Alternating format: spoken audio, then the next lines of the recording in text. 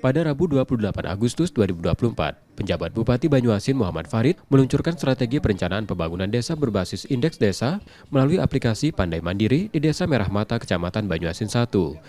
Peluncuran merupakan langkah awal dalam mewujudkan desa mandiri di kabupaten tersebut.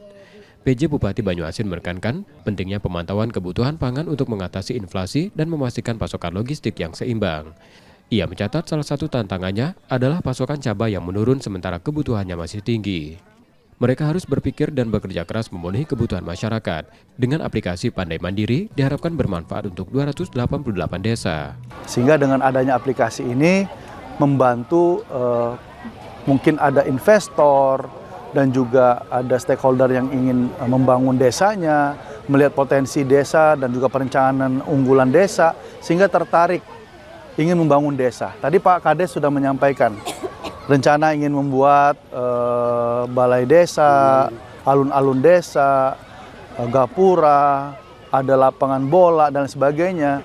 Nah ini potensi yang ada ini kalau misalnya ada stakeholder atau investor yang melirik, ini akan luar biasa. Tetapi media untuk mereka melirik dan melihat ke dalam desa itu apa?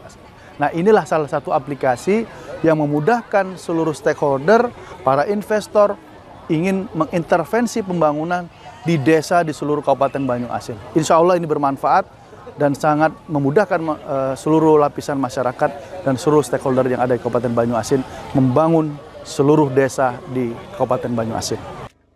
Setelah peluncuran, PJ Bupati Banyuasin meninjau layanan kolaboratif termasuk pelayanan KTP, PTSP, layanan KB, serta stand UMKM. Ia juga memantau progres pembangunan jalan di Desa 3 dan 4 yang saat ini sedang dalam tahap pengerjaan. Bagian dari kunjungannya, PJ Bupati Banyuasin menyerahkan bantuan alat bantu disabilitas, beras 10 kg, dan santunan uang untuk 30 fakir miskin dari Basnas Banyuasin.